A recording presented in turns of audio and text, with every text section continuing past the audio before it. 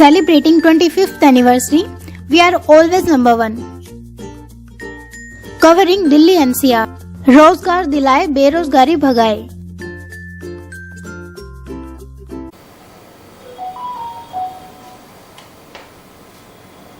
आज हम बात करते हैं वर्तमान राजनीति पे। हमारे पास है एसएसपी टाइम्स ग्रुप के रेवाड़ी टुडे चैनल के कार्यालय में विनय जी पूर्व पार्षद हैं। उन्हीं से हम बात करेंगे कि वर्तमान राजनीति क्या कह रही है। 2024 की जो चुनाव आने वाले हैं उसमें उसको आप किस वे में देखते हैं, पार्षद विनय कुमार जी बताएं। देखिए सर, सबसे पहले तो आपके सभी दर्शकों को मैं नमस्कार करता हूं। और रही बात 2024 के चुनाव की, तो ये तो आप आए दिन देख रहे हैं कि सभी राजनीतिक पार्टियां फिलहाल जो भी गतिविधियां कर रही हैं उस आगामी चुनावों को लेकर अपनी संरचना तैयार कर रही है। मगर सबसे बड़ी दिक्कत कहाँ आती है कि जो तत्कालीन सरकार होती है उस सरकार को आने वाले चुनाव के अंदर अपनी रिपोर्ट कार्ड पेश करना होता है जी। और तत्कालीन जो भारतीय जनता पार्टी की सरकार है, लोगों के दिल में कहीं ना कहीं बैठ चुका है। पिछले 10 सालों के अंदर, पूरे इस दशक के अंदर भारतीय जनता पार्टी की सरकार ने हरियाणा के लिए या देश के लिए कोई विशेष ऐसा काम नहीं किया जो उपलब्धियां वो गिना सके। लेकिन पार्टी के नेता तो ये कह रहे हैं कि हमने विकास, समान विकास, सबका विकास पूरे देश में इस तरह से विकास कराया है। बिल्कुल, मैं आपकी बात से सहमत हूँ, समान विकास कराया है, पर विकास का रेशियो क्या है? अगर आप अन्य सरकार की बात करें, किसी ने 10 विकास कार्य करे अपने कार्यकाल में, इन्होंने एक विकास कार्य करा, हमने 10 स्टेट में 10 विकास कार्य किए। रेशियो क्या है विकास का, दर क्या है, डिपेंड उस पर करता है। बात समानता की, इन्होंने मान लिया समान विकास करा, आप विकास करा ही नहीं रहे हो, फिर आप समानता का मापदंड मायना रह क्या जाता है? आप देखिए, शिलान्यास तो हो रहे हैं सरकार में, उद्घाटन कितने हुए हैं? आपने जितने भी वादे चुनावों के अंदर किए उनको कितना अमली जामा पहनाया गया, कितने आपने जो शिलान्यास किए उनकी क्या रिपोर्ट है, कितने के कार्य पूरे हो चुके, कितने आप उद्घाटन कर चुके। आप हर बार अगले चुनाव के लिए आप लोगों से समय मांग रहे हैं कि आने वाले चुनाव के अंदर इतने सालों के अंदर हम ये करेंगे, आने वाले इतने सालों के अंदर ये कर देंगे, इतने सालों में ये कर देंगे। आप पिछला रिपोर्ट कार्ड तो पेश करें पहले। कल भी मुख्यमंत्री जी ने फिरोजपुर झिरका में वर्चुअल जो के माध्यम से रेवाड़ी को भी 167 करोड़ कुछ रुपए उस ये परियोजना के लिए, विभिन्न 31 परियोजनाएं हैं उनका उन्होंने उद्घाटन, एक का उद्घाटन हुआ और 30 का उन्होंने शिलान्यास किया है। इसका मतलब है विकास की गति को वो बढ़ा रहे हैं। तो उसको आप ये जो कराए हैं इन्होंने, उस किस विषय रूप में देख रहे हैं आप इसको? मैं केवल ये देख रहा हूँ कि अब चुनाव आ रहे हैं ना जी, तो केवल राजनीतिक स्टंट के लिए, लोगों को झूठे आंकड़े दिखाने के लिए ये 2-4 उद्घाटन करेंगे। अब छोटे छोटे नहर पे पुलिया बन रहे हैं, अरे वो तो रूटीन के काम है। सड़कों में गड्ढे भरना, कोई 1 किलोमीटर 2 किलोमीटर की गली बनाई है, विकास कार्य में इनकी गिनती थोड़ी आती है। अगर प्रदेश सरकार अपनी कोई उपलब्धि गणवा रही है तो प्रदेश स्तर पे उन्होंने बड़े क्या कार्य किए हैं। कोई बिजली का बड़ा संयंत्र लगाया हो, कोई डैम की नई परियोजना बनाई हो, कोई बिजली बोर्ड का कहीं स्थापना की हो, नई स्टेशन लगाया हो, कोई नया बड़ा रोड निकाला हो, पुराने रोडों की इनसे मरम्मत नहीं हो रही। अब 8 नंबर हाईवे का हाल देखिए, रोहतक वाले हाईवे का हाल देखिए, गड्ढे पड़े हैं, टूटे पड़े हैं, सड़कें तैयार नहीं है, टोल टैक्स लोगों से लिए जा रहे हैं। अब मैं नॉर्मल वाले हाईवे की बात करता हूं आपसे, आज तक हाईवे पूरा नहीं हो पाया। शुरू में गति बहुत तेज दिखी, पर वहां टोल पिछले 1 साल से लिया जा रहा है। ये लॉ में ही, कानून में नहीं है, सड़क परिवहन मंत्रालय के में। अगर जब तक वहां के पूरा रोड ओके नहीं हो जाता है, कि पुलिया नहीं बन जाता है, पूरा रोड का काम नहीं हो, आप जनता से टोल ले ही नहीं सकते। तो 1 साल की जो अवैध वसूली टोल के थ्रू लोगों से लूटा जा रहा है, वो कहां जा रहा है पैसा? इसका मतलब ये है जो कल उन्होंने जो घोषणाएं की, इसी को भी हम चुनावी स्टंट माने? बिल्कुल 100% चुनावी स्टंट है जी। मैं इसका उदाहरण आपको एम्स से लेकर देना चाहता हूं। शुरू के अंदर आप एम्स की घोषणा हुई, स्टेज पे घोषणा करके गए हमारे माननीय मुख्यमंत्री जी, उसके बाद प्रधानमंत्री जी की तरफ से भी घोषणा हुई, और बाद में कुछ महीने बाद उनका बयान आता है कि हमारी, प्रधानमंत्री जी कहते हैं हमारी तो इस परियोजना के अंदर यहाँ कोई एम्स है ही नहीं, हमारे उसके अंदर नहीं है, एम्स बनेगा। मुख्यमंत्री जी कहते हैं मेरे से जबरदस्ती घोषणा कराई गई है। अरे वो किस तरह के मुख्यमंत्री दिन से कोई भी जबरदस्ती घोषणा करवा लेता है, लेकिन अपनी की हुई घोषणा को मना कर देते हैं। फिर पूरा 9 साल का 8 साल का कार्यकाल निकल गया, आज तक एम्स की कह गड्ढे शुरू नहीं हुई, खूब रोड अटकाए। ये तो एम्स संघर्ष समिति जो है उनको जीत का मैं श्रेय देना चाहता हूं, उन्होंने लगातार संघर्ष करी, इनको मैं बढ़वा दिया। वरना ये 100% सच बात है कि इस इलाके में एम्स नहीं बनना था। अब उनके प्रयास से ये एम्स बढ़ रहा है, तो अब सारे नेता शुरू हो रहे हैं एम्स के लिए हम श्रेय लेना चाहते हैं। मंत्री है वो लेना चाहते हैं, सांसद लेना चाहते हैं, विधायक लेना चाहते हैं, पार्टी के वर्कर लेना चाहते हैं, भारतीय जनता पार्टी को उनसे पूछेगा आपका योगदान क्या है इनसे बड़े बड़े। अभी जो घोषणा हुई है, डॉक्टर बनवारी लाल जी ने भी कहा, केंद्रीय मंत्री राव इंद्रजीत सिंह जी ने कहा कि भाई अभी अक्टूबर माह में इसका शिलान्यास हो जाएगा। चुनाव आ रहे हैं ना नजदीक, तो शिलान्यास करके दिखा देंगे। टाइम क्या बाउंड कर रहे हैं, कितने साल में बढ़ के तैयार हो जाएगा, वो मुझे एक नेता बताए। पिछले टाइम से अब तक शिलान्यास क्यों नहीं किया, शिलान्यास में क्या दिक्कत थी?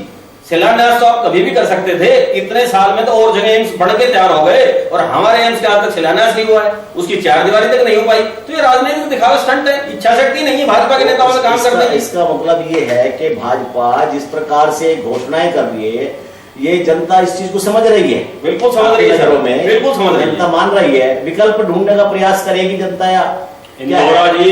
सबसे पहले भारतीय जनता पार्टी ने सोशल मीडिया का सहारा लेकर लोगों को बेवकूफ बनाकर सरकार सत्ता में आए। बड़े बड़े इन्होंने झूठे वादे किए। मुझे आप एक ऐसा किसी नेता का भाषण बता दे जब ये भारतीय जनता पार्टी के बड़े नेता विपक्ष में थे तो ये सारी बुराइयां जो उस समय की तत्कालीन सरकार की उसके ऊपर थोपते थे कि ये गलत हो रहा है, ये गलत कर रहे हैं। आधार का इन्होंने विरोध किया, एनआरसी का विरोध, अब वही सारी नीतियां उसको डबल फोर्स से लागू कर रहे हैं। अब उनकी कथनी और करनी में कितना बड़ा फर्क आप ये देखिए ना। सबसे बड़ी दिक्कत यहां आ रही है, अब हमारे माननीय प्रधानमंत्री अपने पद की गरिमा को नहीं रख पा रहे हैं, विदेश मंत्री का काम वो कर रहे हैं, विदेश मंत्रालय फिर किस लिए? अरे जो परिवहन मंत्री को उद्घाटन करनी चाहिए वो प्रधानमंत्री, उनमें एक बहुत बड़ी ललक है अपना फोटो छपवाने की, अखबारों में मीडिया में आने की और अपने आप को एक स्वयंभू नेता स्थापित करने एक अहम हो जाता है ना किसी राजा के अंदर। अगर मैं ही हूं, सर्वत्र मैं हूं, तो उनके अंदर ये बहुत बड़ी एक उसके अंदर विकृति आ गई है। लेकिन जो जनता है सोशल मीडिया पे जिस प्रकार से चल रहा है और आम जनता से भी ये पूछो, वो ये जरूर कहते हैं कि गवर्नमेंट जो है कुछ नहीं कर रही है, लेकिन क्या है कि केंद्र में सरकार जो भाजपा की आएगी। ऐसा क्या है? इसकी वजह है अगर लोगों का एक नैरेटिव सेट किया जा रहा है, माइंड सेट। कहीं भी बात अगर होती है तो भाजपा के नेता मंत्री यही कहते हैं उनको हो कुछ भी जाओ, बच्चे के 0 नंबर आए पर नौकरी यही लगेगा। वो एक ऐसा नैरेटिव उनको सेट किया जा रहा है लोगों के दिमाग के अंदर। अब वो उनका दिमाग इधर उधर ना घूमे, इनमें बहुत बड़ी खूबी है भाजपा के नेताओं में। अब ये एक झूठ को लगातार 100 बार इस तरीके से बोलते हैं कि अगले को सच लगने लग जाता है।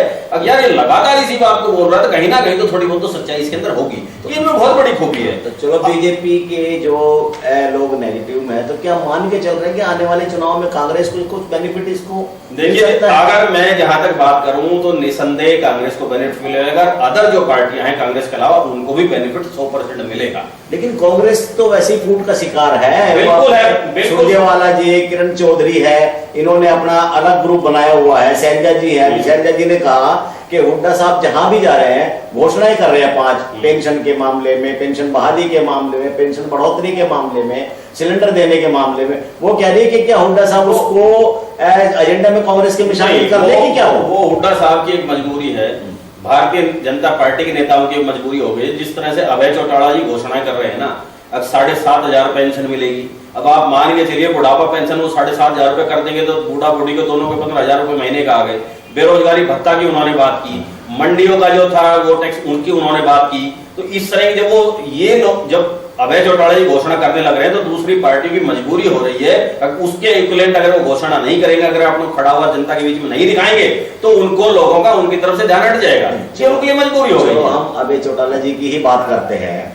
आपने कहा कि भाई जैसे वो घोषणा कर रहे हैं, तो क्या अभय चौटाला जी जो घोषणा कर रहे हैं, क्या ये उचित है कि एक घर में अगर पति पत्नी है उनको 15,000 रुपए दे दी जाए, बेरोजगारी भत्ता ही बढ़ा के दे दिया, वो तो कमाने ही नहीं जाएगा। तो इसका मतलब जो आर्थिक स्थिति और कमजोर आम क्या हो जाएगी, बजाय इनके जिनको मिल रहा है उनको तो चलो मिल जाएगी, लेकिन क्या ये बोझ तो ज्यादा जनता के ऊपर पड़ेगा? क्या ये उचित है इस तरह की घोषणा करना? नहीं, जनता पर बिल्कुल यकीन बात है, पर एक चीज मैं मानता हूँ, जनता का पैसा जनता को तो मिल रहा है। ऐसा क्या करें कि इन भारतीय जनता पार्टी के शासनकाल में ऐसा कौन सा बड़ा प्रोजेक्ट लाया इन्होंने देश को बेच दिया। पीछे जो असेट्स इतने सालों में देश में पड़े उनको खा गए और बड़े बड़े पूंजीपति खा रहे हैं। अडानी अंबानी देश के 50 पूंजीपति जो जनता का पैसा खा रहे हैं, उससे अच्छा तो है जनता का पैसा जनता के काम आए।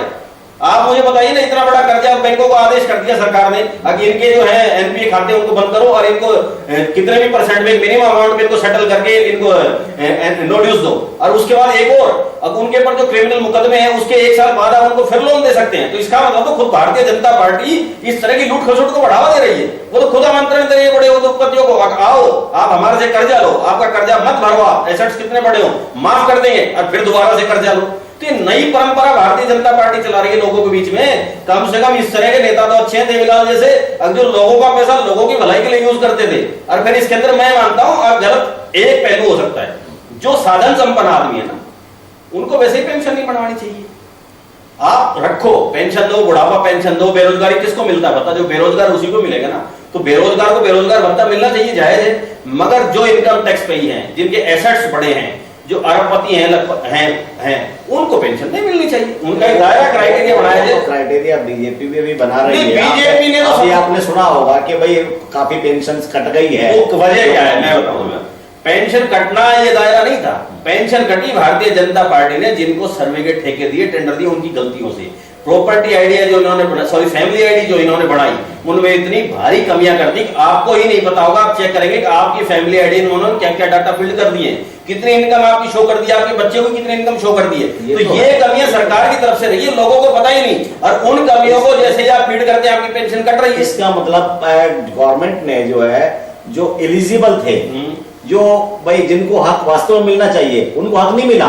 50% हक कट गया। 50% उन लोगों की पेंशन कटी है जिनकी पेंशन बढ़ना बिल्कुल जायज थी और वो लगातार ले रहे थे, और उनकी पेंशन काट दी गई, उनको धक्के खाने पड़े, परेशान होना पड़ रहा है। और फैमिली आईडी में अपनी करेक्शन कराने के लिए बेचारों को पैसे देने पड़ रहे हैं। आप मुझे एक छोटी सी बात बताइए, पहले सरकार राशन कार्ड बनाती थी, एक 10 रुपए का राशन कार्ड आपका घर बैठे बनता था, अधिकारी घर बनाने आते थे, और आप सीएचसी में जा रहे हो 100-150 रुपए दे रहे हो, फिर आपका राशन कार्ड बन रहा है, उसमें कमी रह जाती है, आप करेक्शन का फिर 100 रुपए देते हो, और कई महीने आप चक्कर काटते हो, लटकते रहते हो। तो ये सुशासन कहां रह गया? ये तो जनता को आप परेशान कर रहे हैं। आपने जनता को बेरोजगारी के मुद्दे से हटाने के लिए, विकास के मुद्दे से हटाने के लिए रोज एक नए काम में लगा दिया। घर का एक सदस्य पूरे दिन कागज लेकर किसी ना किसी को ठीक कराने में, करेक्शन कराने में लगा रहे हैं। अभी आपने सुना विनय जी की बात जिस प्रकार से इन्होंने बताई, इसका मतलब ये है कि भारतीय जनता पार्टी जो काम कर रही है वो जनता के एक तरह से काम नहीं आ रहा है। वो चाहे विकास की बात हो, चाहे ये आईडीज वगैरह जितनी बनाई हो, इनमें भी लोगों को परेशानी आ रही। तो